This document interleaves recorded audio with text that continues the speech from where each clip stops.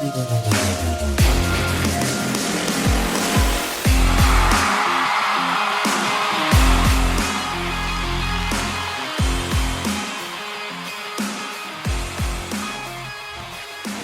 baby! 6-5, the 7th seed. Do not let people take this away from us, Colts Nation, okay? 3-0 in November. This is an important time for you to be playing your best football. The Colts are doing so right now. Gardner Minshew, 3 wins in a row for the first time in his career. Don't let him take it away from you. The Buccaneers, that's a top 5 rushing defense in the National Football League. Our running backs ran for nearly 150 yards on them. Again, celebrate it, enjoy it. Do not let fans of other teams take this away from you. Is 6-5 a Super Bowl team? Who cares? Not the point. The Colts are overachieving. They're giving us meaningful football. It's a beautiful thing to see. We're allowed to enjoy it, okay? No shame in my game, baby. The Colts, better than the Bills, better than the Texans, and all of a sudden, the Colts kind of control their own destiny, right? And I really thought that the Bucs presented a pretty tough matchup for the Colts, particularly with Mike Evans and Chris Godwin at wide receiver, and the corners that we know we have, very young, performing relatively well, all things considered, given the circumstances, but certainly a mismatch on paper, right? We could have gotten burned a lot worse. Mike Evans for sure got his, but Chris Godwin, 3 receptions for 45 yards. Evans under 100 yards. I mean, that is going to work. If you could hold those guys to that, you're probably going to beat the Tampa Bay Buccaneers. And this right here is a week coming off the bye week. That is a Shane Steichen coached football team. They come out of the bye week looking like they were the team that had more time to prepare. Now, was the game perfect? No. Did the Colts catch some breaks? We sure did. The fact of the matter is, if the season ended today, the Colts would be in the playoffs, and now they are in control of their own destiny. What did I say coming into this week? I said you can forget talking about all the scenarios about who needs to do what, who needs to win, who needs to lose, who needs to score what, and whatever needs to happen for the Colts to get in. I said if the Colts just win football games, the math will work out. And that is exactly what is happening right now. 3-0 in November. The Colts are now in position to take advantage of what would be an incredibly unlikely playoff run.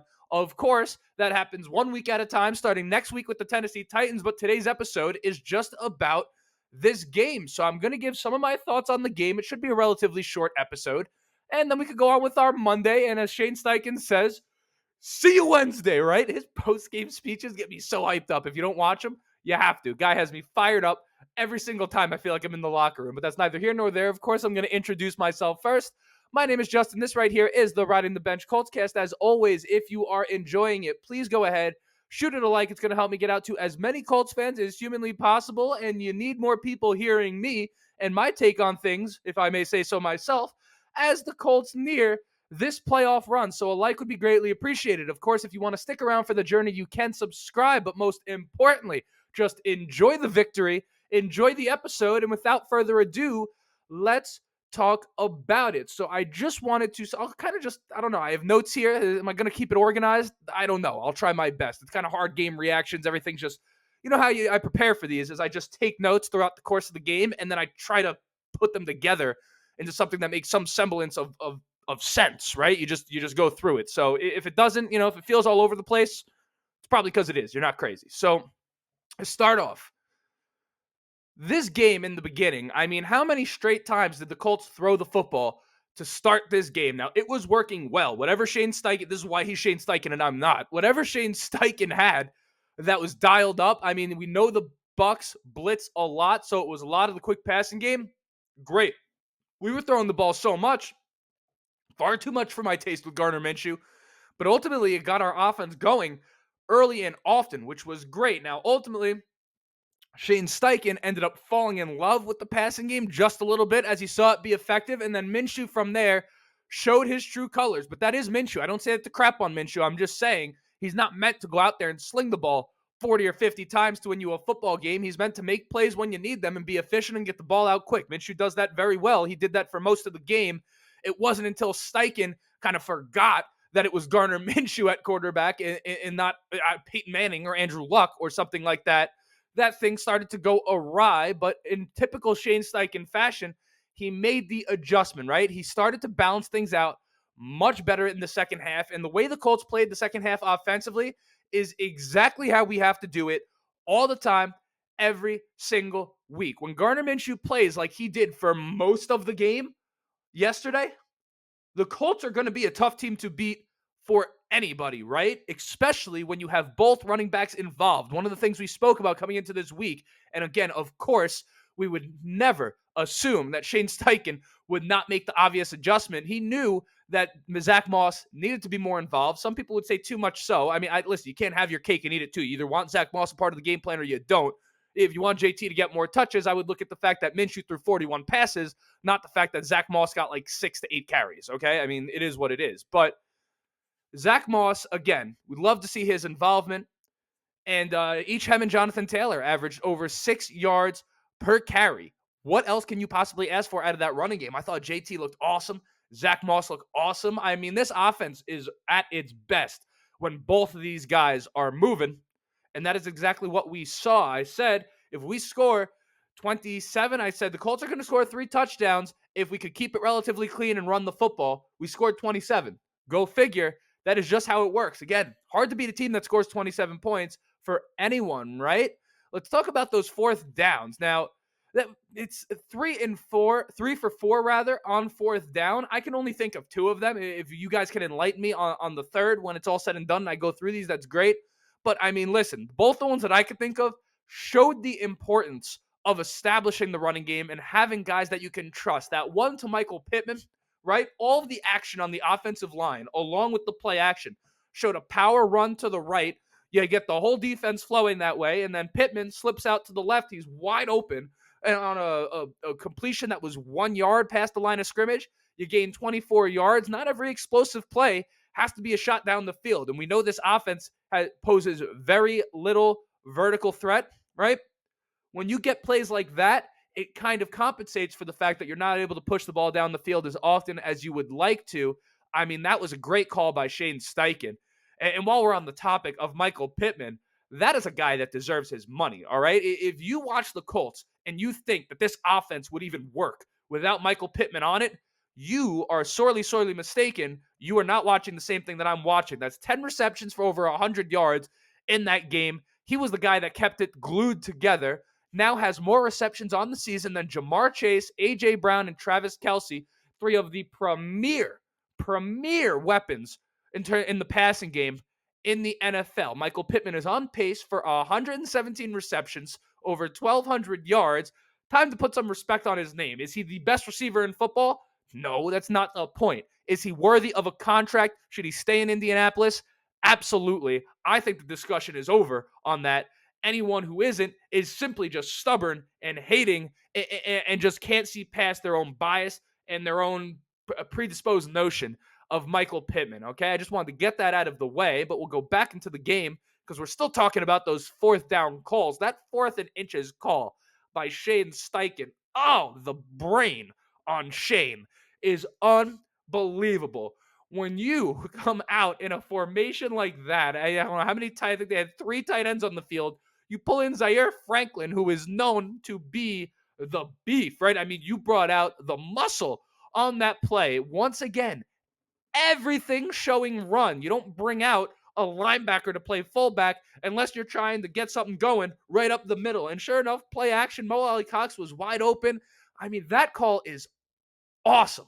It's just awesome. And it's calls like that and just situations throughout the season. I mean, this guy, Shane Steichen, what a hire. I mean, I think we all knew that coming in, but he continues to prove it every single week. I've said this multiple times coming into this week. I'm going to say it again today. I'm going to keep saying it because listen, full transparency, there's nothing I love more than you guys realizing I'm right and me having an I told you so, okay? I just can't help it. It makes me feel good about myself. It's an ego boost.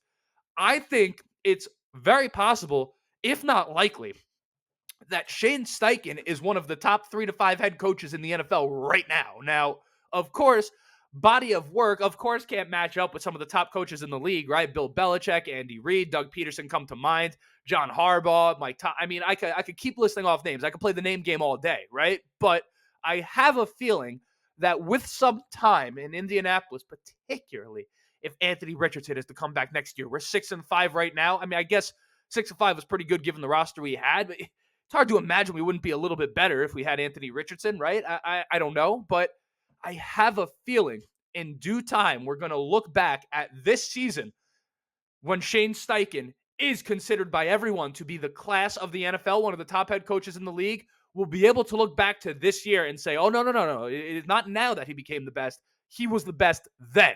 He was one of the best in his first season as the head coach of the Indianapolis Colts. I firmly believe that. On the defensive side of the ball, let's switch it over, right? I believe that Marcus Hunt commented on this channel, brings up Harrison Jr. I thought he was talking about Marvin Harrison Jr. I'm like, dude, what the heck are you talking about? We're like in the middle of the season. He's talking about Ronnie Harrison Jr., a safety converted to linebacker. They get rid of Shaquille Leonard. All of a sudden, this kid gets on the field in some of these passing situations. First game up off the practice squad with an interception. Marcus Hunt, if you're watching this, absolutely spectacular call by you. I'd never heard of the kid in my life. That was a great call. This channel has some very, very smart Colts fans. This is what I love to see, right? I love the community of well thought out, smart, pay attention, non emotional. I mean, that is great. Ronnie Harrison Jr., that is dope for him to come up and make that play in his first game. Ended up being a crucial play because we ended up scoring off of that turnover, which I believe the announcer said were the first points the Buccaneers had allowed off of a turnover this season. Another win for the Colts right there, right? Poor Darrell Baker Jr., huh? I mean, he got absolutely mugged by who was that, number 87 inside the 5-yard line? A spectacular play and a spectacular catch. I mean, what can you ask out of Darrell Baker Jr. on that? Of course, you'd like him to make a play, but I mean, that was a good old-fashioned mugging. Took his lunch money and everything, right? Poor dude can't catch a break on the wrong side of another highlight. But again, all things considered, Darrell Baker Jr. wasn't on my screen for the wrong reasons too often. But that play right there, I was just sitting there. I'm like, oh, of course, Darrell Baker Jr. Oh, poor guy probably has trouble sleeping at night. He probably had nightmares, PTSD, hot flashes, right? Neither here nor there.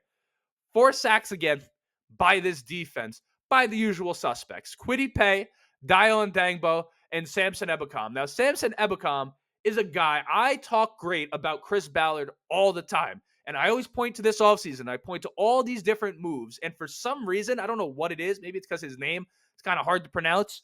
I always leave out the name Samson Ebukam. I don't know why. He has been absolutely tremendous for the Indianapolis Colts throughout the course of this season. I'm going to stop forgetting to say his name because he's been awesome. He's a super, super important part of this defense. And without him, I don't think this pass rush is nearly as good as it is. I mean, he's a piece that completes the puzzle. You get the full picture of this pass rush with Samson Ebukam. The Colts, still one of the top pass rushers in football, as yours truly expected coming into the season. Don't let the fact that you don't see them blitz often distract you from the fact that that is the God's honest truth. It is only fitting that the game would end on a strip sack, which I believe is now 7 strip sacks for the Indianapolis Colts on the season.